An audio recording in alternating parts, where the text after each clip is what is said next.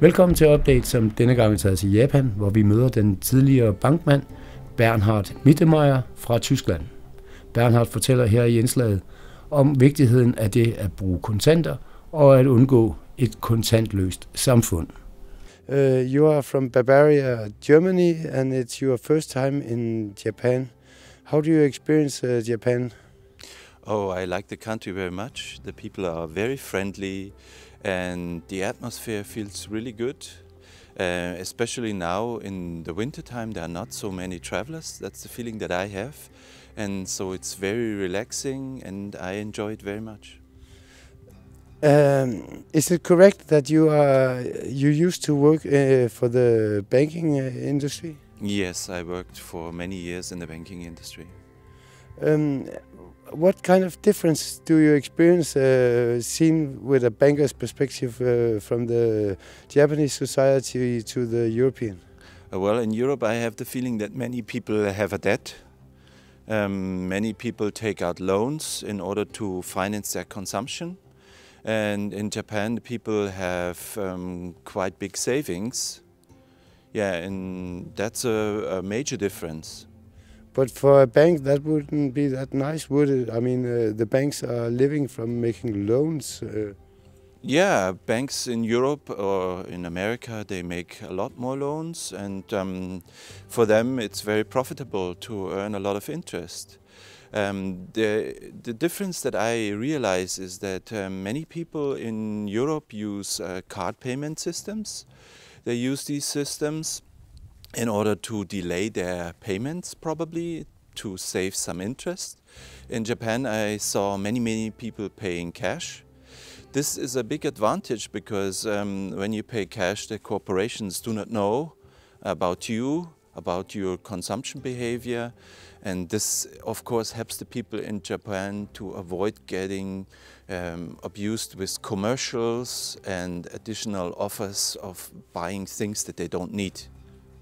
And but seen from a consumer's perspective, what is the direct advantages? Put it shortly. Well, if you pay cash, you always have the overview on how much money you have left. And yeah, nobody knows what you are buying, so no commercials, no marketing can abuse you. So this means that you keep your integrity as a private person? Or? Yes, of course. As a private person, you are in full control of what you're doing. I hope that the cash payment will stay as long as possible in Japan. And what is the dangers you see in the way that we are doing things right now in Europe with all the cashless societies coming up? Well, I see more dangers in terms of more debt, more marketing, more loss of privacy. The people don't know what they are doing, who's buying their data. If one company collects it, somebody else will buy the data and somebody else will find out even more about these people.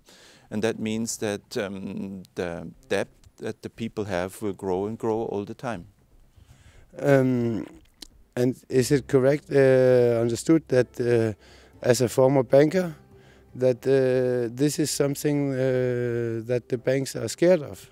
No, the banks like that because the banks do not earn the big interest anymore. I mean, the ECB has almost zero, and zero means that they don't earn the interest, so they are forced to sell the data of their customers someday. And as a European, what are the dangers you see happening right now in the financial system of Europe?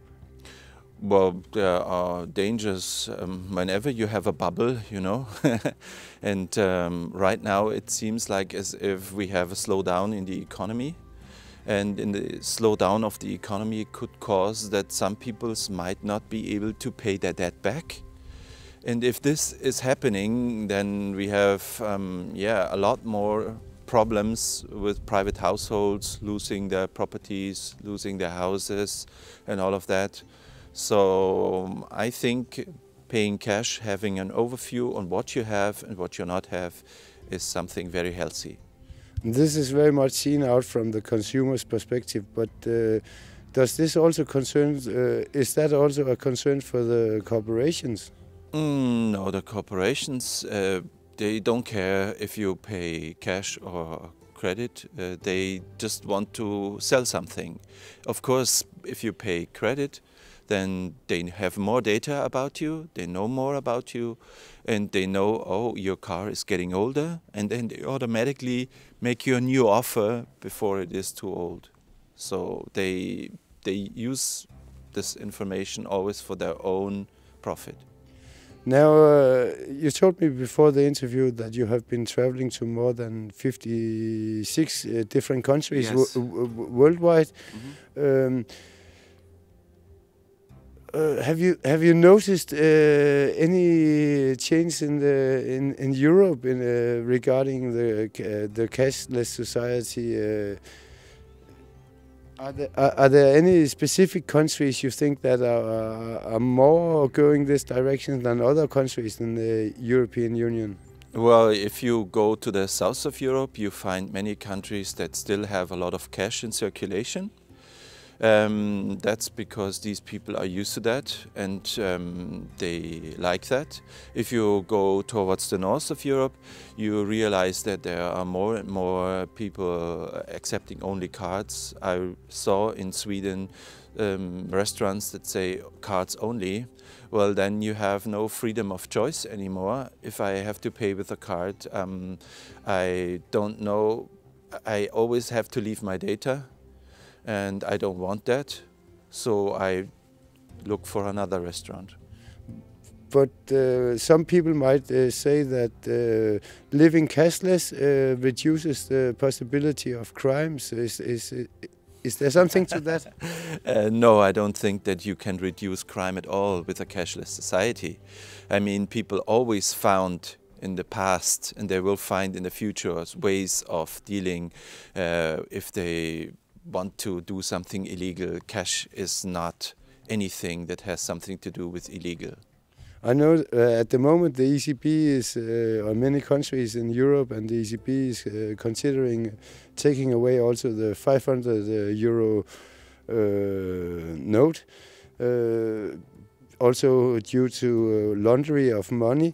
Do you think that the big corporations and stuff like that would, or the big corporations would stop laundering money because these notes are not longer in circulation? No, the big corporations use different locations for their operations. So if for them money laundering is no topic, they just have one branch in the Virgin Islands, one in the Channel Islands, one in Switzerland. So they just transfer the money from account to account around the world. And that means for them cash is absolutely no issue. Thank you very much. You're welcome. Tak fordi du så med her på DK Docs Update, og husk at dele og like vores udsendelser.